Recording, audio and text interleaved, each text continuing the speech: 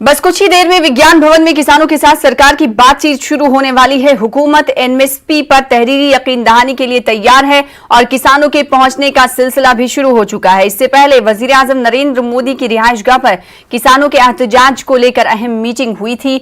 Meeting में वजीर दिफा राजनाथ सिंह और वजीर ज़राअत नरेंद्र सिंह तोमर भी शामिल हुए। तो ये तस्वीरें आप देख रहे हैं, ये किसान तंजीमों की तस्वीरें हैं जो सरकार से बातचीत के लिए पहुंची हुई हैं।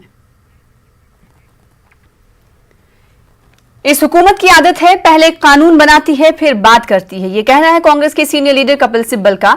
कपिल सिब्बल ने कहा कि जब ऑर्डिनेंस के जरिए किसान कानून लाया गया था तो उस वक्त अपोजिशन ने मांग रखी थी कि वो अपोजिशन से बातचीत करें, सिलेक्ट कमेटी में बिल को भेजा जाए, लेकिन हुकूमत ने एक नहीं सुनी। इसकी वजह है कि दिल्ली में आज इस तरह के हालात बने हुए हैं। कपिल सिब्बल से हमारी नुमाइंदा रंजिता ने बातचीत की। राज्यसभा सांसद और वरिष्ठ नेता कपिल सिब्बल हमारे साथ है बात करने के लिए। सिब्बल जी, जिस तरह से किसान का आंदोलन चल रहा है, बढ़ रहा है, पूरी तरह से दिल्ली को कहीं ना कहीं बंद कर दिया गया है, सारे बॉर्डर सील है, आज भी सरकार के साथ किसान की वार्ता होनी है, ये कोशिश की जा रही है क्योंकि इससे पहले अमित शाह के यहाँ बैठक भी हुई है सरकार की और ये कहा जा रहा है, सरकार ये कह रही है कि आज कहीं ना कहीं गतिरोध हम खत्म करेंगे, किसानों से बातचीत करेंगे। देखिए, गतिरोध खत्म होना चाहिए, लेकिन आज ये स्थिति नहीं होती अगर संसद में जब हम विपक्ष में थे और हमने कहा था और ये मुद्दा सामने आया था कि इसको आप सिलेक्ट कमेटी में भेजिए और हमारे साथ बातचीत कीजिए। इनका रवैया ये रहता है कि पहले तो ये तय कर लेते हैं कि क्या करना है, उसके बाद ये भी तय कर लेते हैं कि बातचीत नहीं करनी, उसके बाद ये भी तय कर लेते हैं कि पास करना है और उसके बाद फिर बातचीत करने की बात होती है।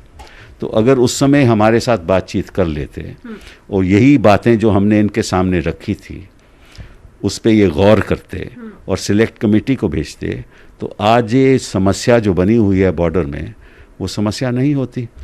आज हम कठिनाई में हैं और मैं मानता हूं कि चलिए देर हुई दुरुस्त हुई, लेकिन अब बातचीत जो हो रही है उसका कुछ समाधान निकलना चाहिए। यही बात किसान भी कह रहे हैं। किसान कह रहे हैं कि जब ये लेकर आए आप, कोरोना काल में आप लेकर आए, कोरोना में बाकी चीजें नहीं हो रही थी, लेकिन अध्यादेश लाकर ये कानून जरूर लेकर आए आप, उस समय आपने किसान के प्रतिनिधियों से बात क्यों नहीं की? ये सवाल किसान भी कर रहे हैं। ठीक है, जो भी है नहीं की, हमसे तो करते, हम अब उनकी बातें इनके सामने रखते और इनकी बातें जो पुरानी कही हुई थी वो भी इनके सामने रखते। इससे ज्यादा मैं आज के दिन मेरिट पे कोई बात नहीं करना चाहता, क्योंकि बातचीत कर ली है, मैं वो ऐसी बात नहीं करना चाहता कि उसमें कोई बाधा आए। चलिए, धन्यवाद। कपिल सिब्बल थे और साफ तौर पर इनका कहना था कि जब ये कानून आया था उस समय विपक्षी पार्टियों ने इसको लेकर बहुत विरोध जताया था और काश उस विरोध को सरकार समझ पाती, अगर उस विरोध को समझ पाती तो आज जो स्थिति दिल्ली की हुई है ये स्थिति ना हो पाती। कैमरा पर्सन सोनू के साथ रंजीता झा, न्यूज़ 18 नेटवर्क। तो अपोजिशन का अपना मौक़िफ़ है, उधर किसान बातचीत करने की टेबल पर पहुंच चुके हैं। सरकार के दरमियान ये मीटिंग हो रही है, किसान और सरकार के बीच ये मीटिंग 5वें दौर की हो रही है। हमारे साथ हमारे नुमाइंदे विनीत जुड़ रहे हैं इस खबर पर मजीद अपडेट के साथ। विनीत, 2 बज चुके हैं, क्या मीटिंग की शुरुआत हो गई?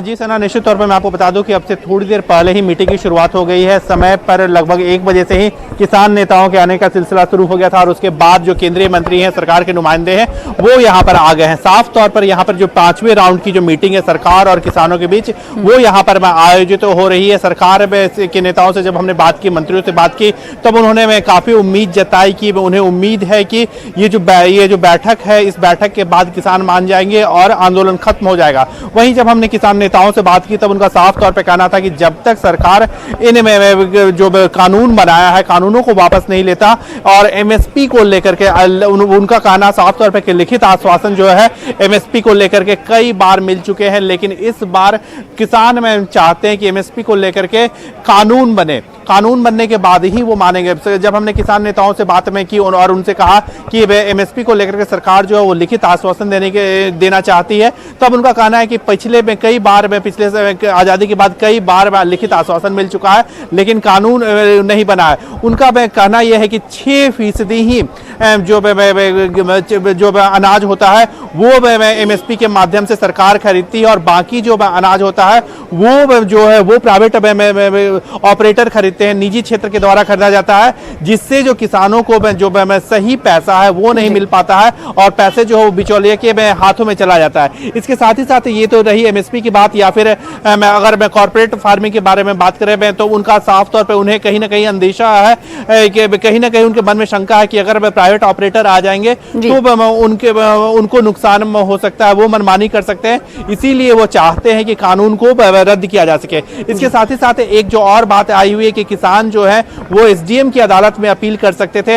यहां पर उनकी मांग है कि उसे पहले तो बात वो उसे रद्द करने के बारे में बात कर रहे थे, लेकिन केंद्र सरकार का यह कहना है कि अगर जरूरत पड़ा तो वो कोर्ट में भी जा सकते हैं। जी तो संशोधन की बात पर सरकार आकर रुक गई है। अब देखना यह होगा कि इस मीटिंग में जो तरमीमात करने की बात कह रही है सरकार, उससे किसान किस हद तक राजी होते हैं। हमारे साथ बने रहिएगा विनीत, क्योंकि बुराड़ी मैदान में भी कुछ किसान मौजूद हैं और वहां पर हमारे नुमाइंदे रवि मिश्रा भी जुड़े हुए हैं। उनका इस वक्त रुख कर लेते हैं। रवि, आप लगातार बुराड़ी के निरंकारी मैदान में मौजूद हैं। आज की बैठक पर बुराड़ी के किसान किस तरीके से नजर बनाए हुए हैं और उनका क्या कुछ कहना है? उम्मीदें हैं उन्हें? बिल्कुल सना, देखिए बैठक की शुरुआत हो चुकी है और यहाँ पर सब लोग इंतजार कर रहे हैं कि बैठक से क्या निर्णय निकल कर आता है, क्या इनकी मांगे पूरी होती हैं। अगर मांगे पूरी होती हैं तो ये अपने घर को लौट जाएंगे, अन्यथा ये आंदोलन यूं ही विकराल व्यापक रूप में और आगे मजबूत किया जाएगा। किसानों की बात करें तो अपने मोबाइल से, चूंकि यहाँ पे जो टेलीविज़न है नहीं, अपने मोबाइल से ये बार बार अपडेट ले रहे हैं कि आखिर बैठक में क्या हुआ। इनके मुद्दों पर आज चर्चा होने वाली है और इनके शीर्ष नेता, इनके किसान नेता आज इनकी बात की अगुवाई करेंगे और इनकी बात को केंद्र सरकार के समक्ष रखेंगे। देखिए, केंद्र सरकार ने साफ तौर पर सकारात्मक पहल की है और ये 5वें दौर की बैठक है और जिसे निर्णायक बैठक माना जा रहा है। नतीजा निकल जाएगा तो इनके चेहरे पे खुशी होगी, मगर ये साफ तौर पर कह रहे हैं कि तीनों कानून वापस होंगे, अन्यथा इनको और भी कुछ मंजूर नहीं। ठीक है, तो बुराड़ी मैदान के साथ ही दिगर बॉर्डर की अगर हम बात करेंगे तो वहां पर भी किसानों की तादाद जाहिर सी बात है ज्यादा मौजूद है।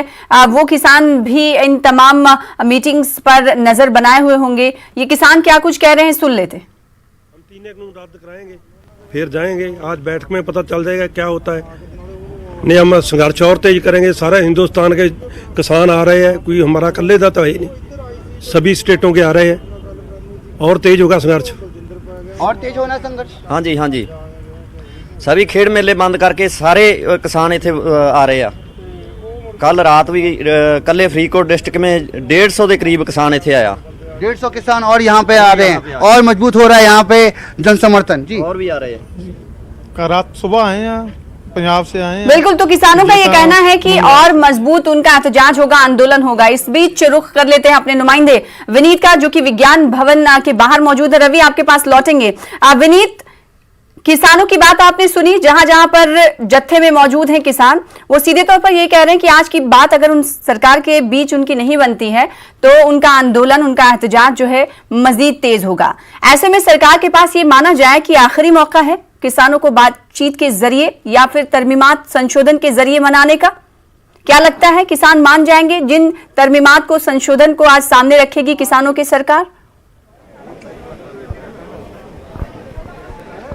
आज ये निश्चित तौर पे मैं आपको बताना चाहूँगा कि किसानों की ओर से लगातार यह मांग की जा रही है कि कानून को रद्द किया जाए। वहीं पर सरकार का साफ तौर पे कहना है कि अगर किसानों को किसी कानून पे आपत्ति है तो वो जो है वो उस आपत्तियों को या तो हल कर सकते हैं, समझा सकते हैं, या उसे कुछ ऐसी व्यवस्था कर सकते हैं जिनसे उनकी जो समस्या है वो समाधान हो जाए। अब यह देखना बड़ी बात होगी, क्योंकि आज सुबह में प्रधानमंत्री नरेंद्र मोदी से केंद्रीय कृषि मंत्री नरेंद्र सिंह तोमर मुलाकात की। इसके साथ ही साथ मैं आपको बताना चाहूंगा कि न सिर्फ प्रधानमंत्री नरेंद्र मोदी बल्कि प्रधानमंत्री नरेंद्र मोदी, रक्षा मंत्री राजनाथ सिंह और केंद्रीय गृह मंत्री अमित शाह के नेतृत्व में के साथ एक बैठक हुई जिसमें नरेंद्र सिंह तोमर भी मौजूद थे। तो निश्चित तौर पर सरकार ने भी एक फॉर्मूला तय किया होगा और वही फॉर्मूला अब जो है सरकार जो है वो किसानों को देने जा रही है। अब यह देखना, यह बड़ी बात होगी कि क्या इस फॉर्मूले से किसान जो है वो तैयार हो जाते हैं, क्योंकि जब हमने हमने किसान नेताओं से बात की तब उनका साफ तौर पे कहना था कि वो चाहते हैं कि किसानों के लिए जो कानून बनाया गया है, कृषि को लेकर के जो कानून बनाया गया है उसे रद्द किया जा सके। इससे कम उन्हें कुछ भी मंजूर नहीं है। साथ ही साथ एमएसपी को लेकर के लिखित आश्वासन नहीं बल्कि कानून बनाया जा सके। अब देखना यह बात है कि किस तरह का फॉर्मूला जो है वो सरकार लाती है और क्या रुख होता है किसानों का, किसान नेताओं का क्या रुख होता है, उसके बाद ही हम कह सकते हैं। एक और सवाल करना चाहेंगे क्योंकि आज 5वें दौर की मुलाकात है, मीटिंग है। चौथी दौर की मीटिंग की अगर हम बात करेंगे तो काफी लंबी मीटिंग चली थी। सरकार किसानों को मनाने में नाकाम रही थी, मीटिंग बेनतीजा रही थी। 5वें दौर की आज मीटिंग है। क्या लगता है कि पिछले मीटिंग के मुकाबले आज की मीटिंग भी काफी लंबी चलने वाली है? जी मैं आपको बताना चाहूंगा कि मीटिंग को लेकर के समय की पाबंदी जो है वो नहीं रखी जा रही है।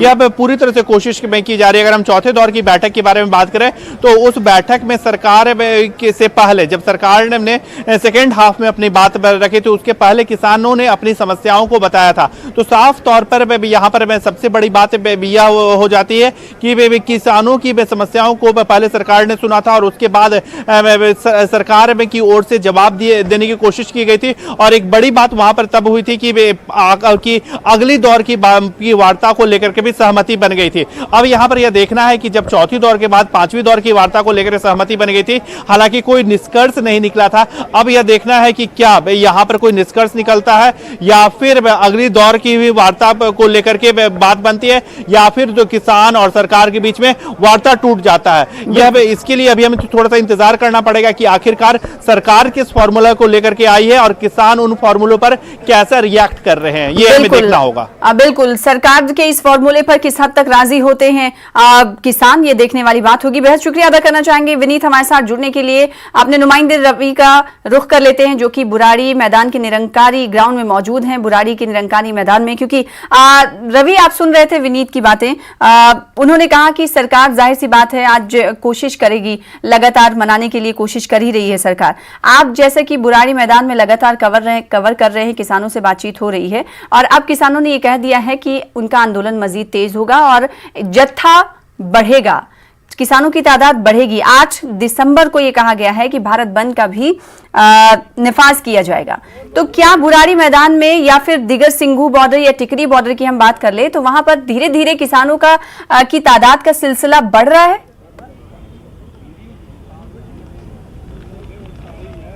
बिल्कुल, देखिए सना, साफ तौर पर बात करें पंजाब की, हरियाणा की, आसपास के गांव की, तो दूर दराज से लोग आ रहे हैं और दिन प्रतिदिन इनकी संख्या में इजाफा हो रहा है और कहीं ना कहीं इनका आंदोलन और भी विकराल स्थिति में पहुंच रहा है। साफ तौर पर इन सबकी निगाहें आज की बैठक पर है, क्योंकि माना जा रहा है कि आज की बैठक निर्णायक बैठक होगी। केंद्र सरकार सकारात्मक कदम उठा रही है और इस बैठक से पहले प्रधानमंत्री नरेंद्र मोदी से मुलाकात करना, अमित शाह जी का वहां पहुंचना, पीयूष गोयल जी का वहां पहुंचना कहीं ना कहीं इस और अंदेशा देता है कि इस बैठक को लेकर सरकार पुरजोर कोशिश कवायद में लगी हुई है। वही किसानों की बात करें तो किसानों का कहना है कि वो साफ तौर पे चाहते हैं कि उनकी जो ये कृषि कानून है जिनका वो विरोध कर रहे हैं वो कृषि कानून वापस कर लिए जाए। हमने इनसे सवाल पूछा कि क्या कानून में संशोधन होगा, उसके बाद आप लोग खुश हैं, क्या वापस चले जाएंगे? मगर इनका कहना है कि डब्बे में से सामान निकाल दिया तो डब्बा अब किस काम का? जब कानून में काफ़ी खराबियां हैं, उसको संशोधन करने की ज़रूरत है, तो कानून रद्द क्यों नहीं किया जाता? दोबारा कानून क्यों नहीं बनता? दोबारा कमेटी का गठन किया जाए, दोबारा से नया कानून बनाया जाए जिसका हम सब समर्थन करेंगे। तो देखना दिलचस्प होगा कि आज की बैठक से क्या निर्णय निकलता है। बिल्कुल जाहिर सी बात है, सभी की निगाहें इस पर टिकी हुई हैं, आम आवाम की निगाहें मीटिंग पर टिकी हुई हैं। तो किसान अपने अपने मकाम से इस मीटिंग पर नजर बनाए हुए हैं, तो वहीं सरकारी नुमाइंदों की अगर हम बात करें, मुख्तलिफ रियासतों के सीएम्स की बात करें, वो भी इस मीटिंग पर नजर बनाए हुए। बेहद शुक्रिया, आपसे भी अपडेट लेते रहेंगे रवि हमारे साथ जुड़ने के लिए, तफसीलात फराहम करने के लिए। सुब्रमण्यम स्वामी की बात कर लेते हैं। सुब्रमण्यम स्वामी ने एक बार फिर पार्टी लाइन से हटकर किसानों के एहतजाज पर अपना मौक़िफ़ रखा है और उन्होंने कहा है कि नए ज़रई क़वानीन को मॉडल एक्ट बना दिया जाए, जिसके बाद किसी भी रियासती हुकूमत को कानून लागू करने या ना करने का इख्तियार मिल जाएगा। सुब्रमण्यम स्वामी ने किसानों के साथ नर्म रवैया अपनाने पर जोर दिया और हुकूमत के रवैये को अफसोसनाक करार दिया। I am for reforms in agriculture. We have ignored agriculture for years and years, and poor farmers have been suffering. But when this bill came, it was passed in great haste because of Corona, I think. I didn't know what the hurry was, but without consulting anybody, without sending it to any of the standing committees and so on for vetting, I said that the MSP issue, which is not in every state, but in Punjab it has become, where the mandis are very strong. The MSP is a very vital thing. So if these people are asking, then when you are framing the rules of this act, you include it that it will not apply to Punjab, or you declare this act as a model act, which means like MSP is also a model act. It can apply to some states, it cannot, if they don't want, it will not apply. So this is the way, but our government, I am sorry to say, is still standing on prestige and yielding little by little, and that is very dangerous. Either you do a complete job, you tell them what you want. If they say you want to scrap it, you said why? And if they say it is because the MSC, all right, you will put it in the rules. No, that's not acceptable. All right, we will make this whole act as a model act. You want to implement it. If you don't want to implement it, don't implement it. That is without withdrawing the act, they can convert it into a model act. And model act is no state can complain thereafter. Then the agitation will fill out. All this business of our IT cell of BJP has done a great crime by calling them Khalistanis and jihadis and so on. That's not so. Maybe any crowd is there, people get in. They are not going to wait for an invitation. But I think we should treat the farmers who are suffering all this cold, and now 11 days are over, I think. I think we should appreciate their resolve. They must be feeling it, and it is now spreading. Western UP, Madhya Pradesh, and even Hyderabad, Andhra and Telangana, there are jathas starting to go. So I think government should take a soft position. This is not a question of prestige. It's a question of you're doing something for somebody, and if he is not appreciative of it, then find out what he wants and then accommodate that and bring a new act. Thank you so much, sir.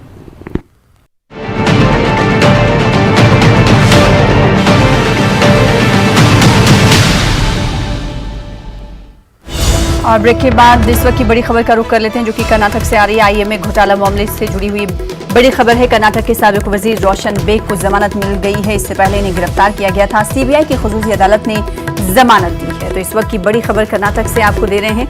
IMA घोटाला मामले में गिरफ्तार किए गए रोशन bag को जमानत मिल गई है। कर्नाटक के साबिक वजीर रहे हैं रोशन बेग, और सीबीआई की खुसूसी अदालत ने इन्हें जमानत दी है। तो इस वक्त की बड़ी खबर कर्नाटक से आपको दे रहे हैं। कर्नाटक के साबिक वजीर रोशन बेग को जमानत दे दी गई है। सीबीआई की खुसूसी अदालत ने यह जमानत दी है।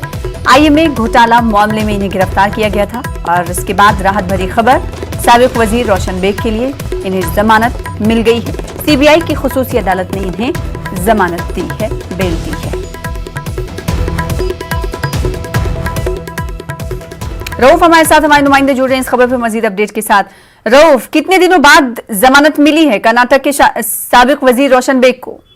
जी देखिए, 2 हफ्ते कबल आर रोशन बेग को आईएमए घोटाले के मामले में सीबीआई ने गिरफ्तार कर लिया था, और इससे कबल जो है कई मर्तबा रोशन बेग के वकीलों ने अर्जदाश्त दी थी जमानत के लिए। आखिरकार आज जो है सीबीआई के ने इन्हें जमानत दी है। क्या ये मशरूत जमानत है? मशरूत जमानत है, और अदालत ने ये हुक्म दिया है, ये हिदायत दी है रोशन बेग को कि वो सीबीआई की जो तहकीकात हैं उसके साथ पूरा ताउन करें, और किसी भी तरह के जो सबूत हैं या जो गवाह हैं उनके साथ छेड़छाड़ न करें। इन तमाम, और कहीं भी जो है उन्हें यानी कि मुल्क छोड़कर जाने की या फिर बैरून ममालिक का दौरा करने की इजाजत नहीं होगी। इस तरह की शराइत की बुनियाद पर सीबीआई ने आज आर रोशन बेग को जमानत मंजूर की है, और जैसा कि हम देख रहे हैं कि इस पूरे मामले में साबिक रियासती वजीर आर रोशन बेग पर जो इल्जाम है वो तकरीबन 400 करोड़ रुपये हासिल करने का इल्जाम है आईएमए कंपनी से। तो इस कंपनी के ताल्लुक से जैसा कि एक तफसीली जो सीबीआई तहकीक एक जानिब चल रही है, इससे पहले एनफोर्समेंट डायरेक्टरेट ने भी इसकी मामले की जांच की है, स्पेशल टास्क फोर्स SIT ने भी इस मामले की जांच की है। तो इस लिहाज से सीबीआई ने जब इस मामले को अपने हाथों में लिया और जब जांच की तफ्तीश की रफ्तार तेज हुई तो अचानक जो है रोशन बेग को गिरफ्तार कर लिया गया और इसके बाद इनके पर जो इल्जामात आयद किए हैं इस सिलसिले में पूछगछ की गई है।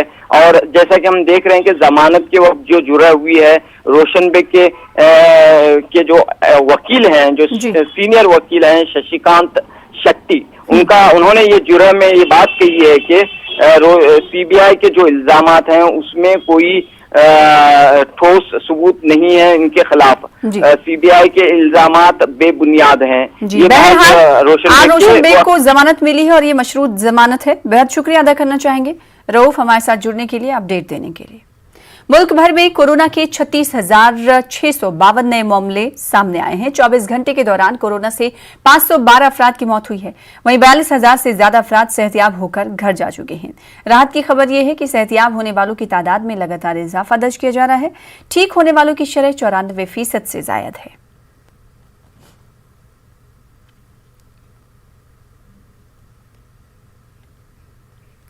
लव जिहाद के खिलाफ मध्य प्रदेश हुकूमत के मुजव्वजा कानून को लेकर तैयार किए गए ड्राफ्ट पर गौर फिक्र करने के लिए आज फिर मीटिंग का इनेकाद किया जाएगा। शाम 7 बजे होने वाली ड्राफ्ट कमेटी की मीटिंग में वजीर आला शिवराज सिंह चौहान खुद शिरकत करेंगे। वजीर आला शिवराज सिंह चौहान के सामने ड्राफ्ट कमेटी के सभी नुकात को पेश किया जाएगा।